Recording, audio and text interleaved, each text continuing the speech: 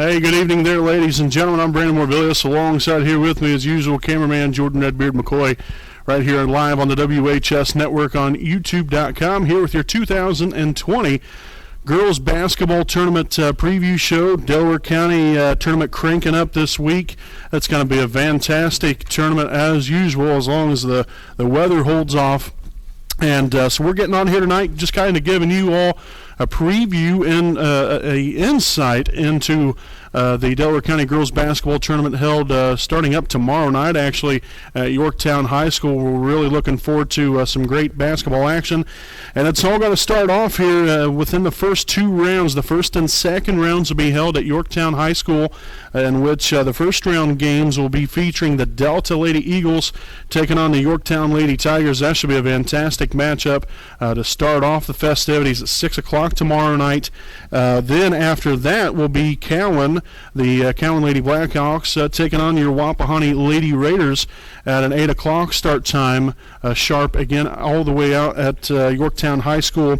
Now, the winner of those two games, it should be interesting because they will then play then on Thursday night, when the winner of the Delta and Yorktown game will take on Westdale. That will be another 6 o'clock start time, again on Thursday, January the 16th. And then the winner of the Cowan and Wapahani game will then take on Daleville at 8 o'clock on Thursday night. Then the winner of those two semifinal games will then face off in the 2020 Delaware County Girls Basketball Tournament Championship game on Saturday night, January the 18th at 6 p.m. Now, the championship game will be held at Delta High School like it always has been in previous years. So just a little bit of a look at the bracket. We'll also be posting the bracket and the times and the locations on our Twitter and Facebook pages later on this evening, just so then all of you know where it's going to be at, what time, who we're going to be playing, all that good stuff. So just make sure and look towards that. As you see there on the bottom of your screen, make sure to follow us on Twitter and Facebook for that information. But now we're going to get into some of these teams' individual stats, again giving you more of an outlook and an insight on all these teams in the Delaware County Tournament. And none better here to start out here with your Wapahani Lady Raiders coming in to tomorrow night's game against Cowan, 11-5 on the season. They've won their last three games, which was fantastic ball games and fantastic wins for us. The Raiders averaging 50.7 points a game, only allowing 37.6, so a little over a 13-point margin right now on the plus side of things, which is always a good sign of a winning basketball program. The Raiders 36% from the field on the season here, 276 of 761. Also 90 of 300 from beyond the arc, which equals out to 30%. And from the charity stripe, 101 of 163, which comes out to 62% free throw percentage. The Raiders also rebounding the ball fairly well here so far in the season, a 28.3 rebounding per game percentage overall. Also 11.7 assists, 10.5 steals per game, and only turned the ball over 12, about 12 and a half times a ball game, which for the most part that's pretty solid. That's really getting it done, taking good care of the basketball. Now, some games against these county opponents, always something I always like to look at here when it comes to tournament time. Wapahani has beat them all. Every single team that we could potentially face in this tournament, we have beaten so far through the first 16 games of the season. The Raiders beat Delta in the second game of the season, 52-50. And then they beat Daleville, I believe, in the third game of the season, 58-31. Then we also beat Westdale 60-26. We beat Yorktown 42-39 at Yorktown earlier this season, and then we beat Cowan roughly about 2 weeks or so ago, 45-28. So it's doable. This is a very doable tournament for us that we could potentially win. again, the biggest thing is, coming off of a 3-game winning streak right now, we're starting to show signs of momentum and confidence in ourselves, and hopefully, we can keep that going, keep playing hard, keep playing together, and do the basics of the game correctly, and what's been able to get us these last 3 wins and 11 wins overall. Got to have balance on offense, inside and outside presence, establishing those early on in the game and throughout the entirety of a ball game. You want to have that high-energy defense that we're able to bring, and so far we've done a really good job of that with only allowing 37 points a game. And then, making sure we rebound the basketball. There's times where, getting kind of lazy at moments, and it happens. You're not going to grab every rebound, but just making sure we're staying on it, blocking out, getting the rebounds, and then hitting our free throws. Such an important key, especially in tournament time. Games could come down to free throws, and if you're the one that's being able to have success from the free throw line, you might be able to come out with a victory just solely because of that. So that's your Wapahani Lady Raiders. Now the Cowan Lady Blackhawks, really couldn't find any stats on them. They don't keep anything updated on Max Preps, which is where we get all of our stats and information from. Now I will say, they do average 40.3 points a game while also allowing 43.1, so they're on the downside of the margin with 3 points under the mark, which is not exactly where you want to be at, but they're coming into the game 6-9 on the season. Head coach Jim Tharp there's really got that program back going here again, and so it should be a good matchup coming up tomorrow night. Now on the other side of the bracket here, the Delta Eagles taking on the Yorktown Tigers tomorrow night. The Delta Eagles coming in 3-12 on the year, averaging 51.9 points a game, also allowing 51.3. Field goal percentage of 36%. They're 287 of 186 from inside and outside combined. Then from beyond the three-point line, 27%, 63 of 235 on the season. At the free throw line, which is always extremely key, 142 of 244, 58% from the charity stripe. Also an average 27.1 rebounds a game, 11.2 assists per game, 12.8 steals per game, and they also turn it over a whopping 18.5 times a game. So that's going to be a very big key when you look at each one of these ball games as the turnover ratio there. Now, some players that I really want to take a look at here. Obviously, I didn't really talk too much about the individual players for Wapahani because you know who they are. You know what they can bring to the table. Some of these other teams, maybe not so much. But the Delta Eagles, you got Cassidy Dishman here, a fantastic guard player here, 13.9 points per game, 6.6 rebounds go along with 3.9 assists and 2.4 steals. She's just a little bit behind on the three-point line this season, not having as much success as she has in previous years. 20 of 78, 26% from beyond the arc, also 69 of 185, 37% field goal percentage, and then finally a 57% free throw shooter. So again, that is Cassidy Dishman there of the Delta Eagles. Next up here we have Gracie Gilland, which is overall the highest average score on the season here for Delta, averaging 16.1 points a game, 4.7 rebounds, also 2 assists and 5 steals per game as well. Also probably the best three-point shooter that Delta has so far in the year at 30%. She's 37 of 125. Also a field goal percentage of 36%, 92 of 255. That's a lot of shots. So that's another thing you got to look at. And then free throws, 53% from the charity stripe.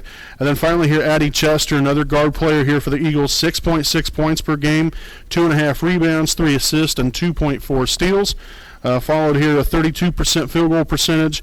Also not really much of a three-point shooter, only 5 of 20 for 20% from behind the three-point line, and then 20 of 32, 63% from the free throw line.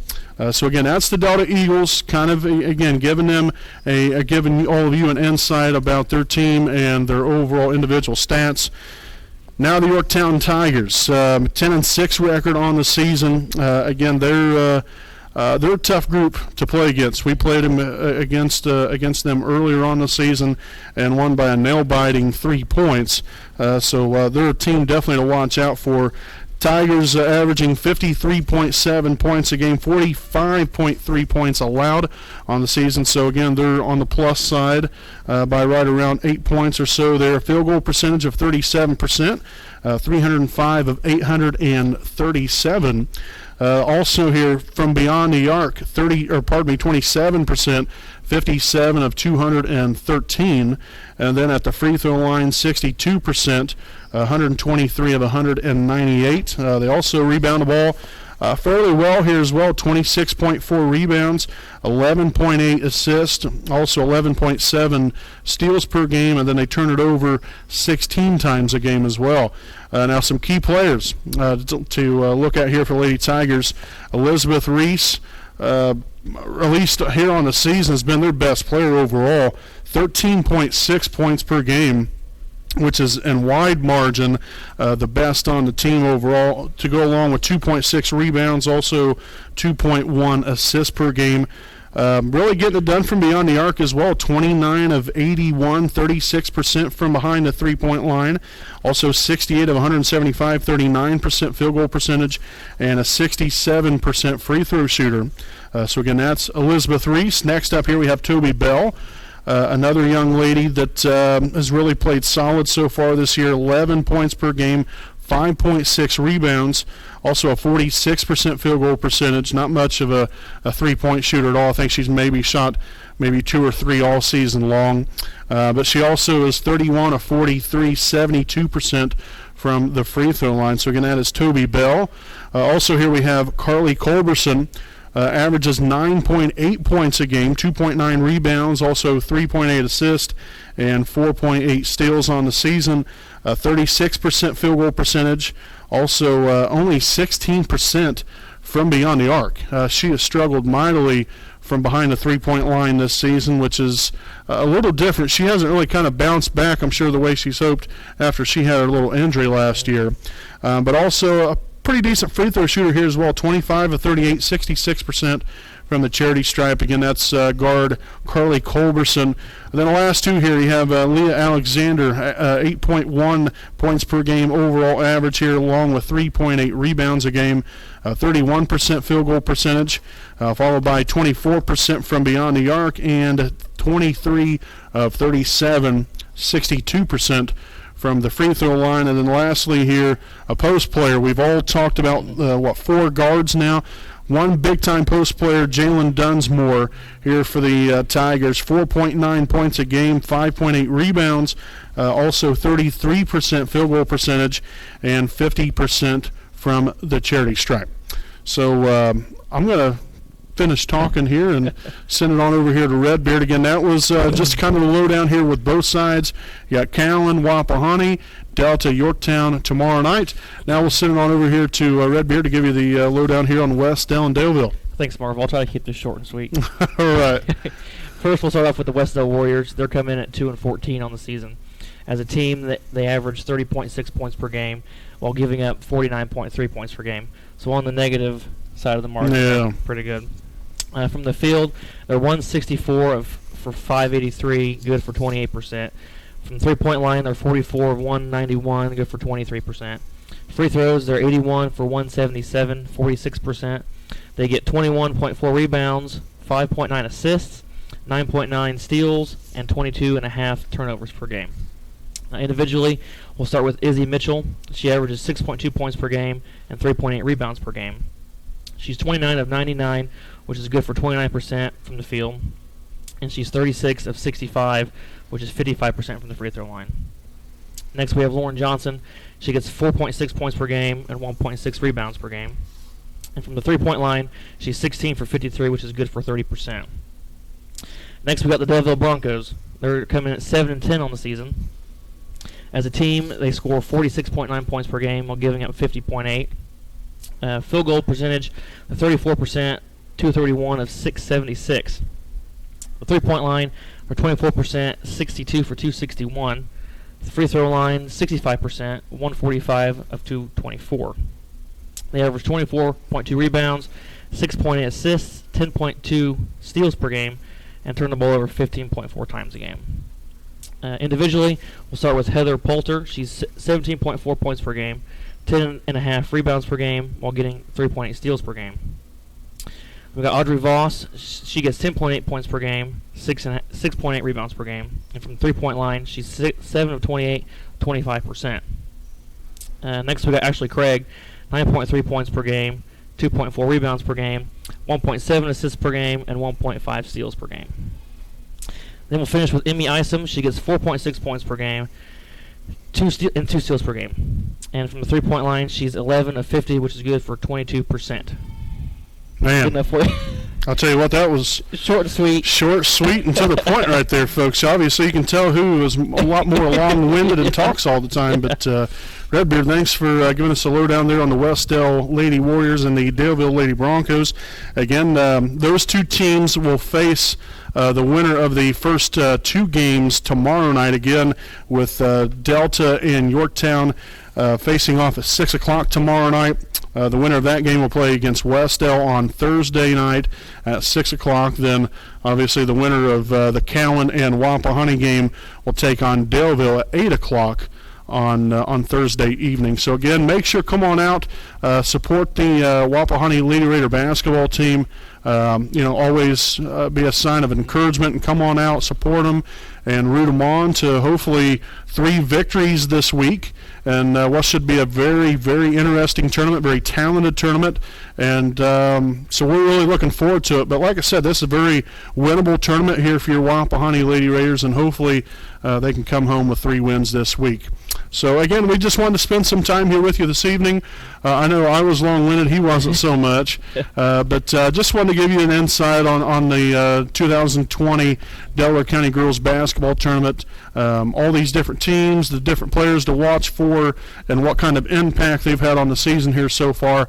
So we hope that all of you have enjoyed the preview show here tonight.